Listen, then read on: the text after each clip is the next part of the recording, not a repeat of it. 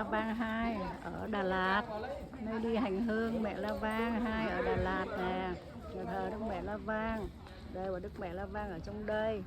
Ôi, Đức Mẹ La Vang ở trong này, Đức Mẹ La Vang 2 ở Đà Lạt. Thế thì đoàn hành hương này đi, đoàn này đi theo đoàn hành hương của lên đoàn hành hương Hội lên là đi lên quang cảnh đây rất là đẹp. Đồ Đức Mẹ La Vang 2 ở trên Đà Lạt này. Không biết ai ở Đà Lạt có biết chỗ này không? Đây là đẹp quá. La Vang hai thiên thần đẹp quá. Thiên thần quỳ để đón chào.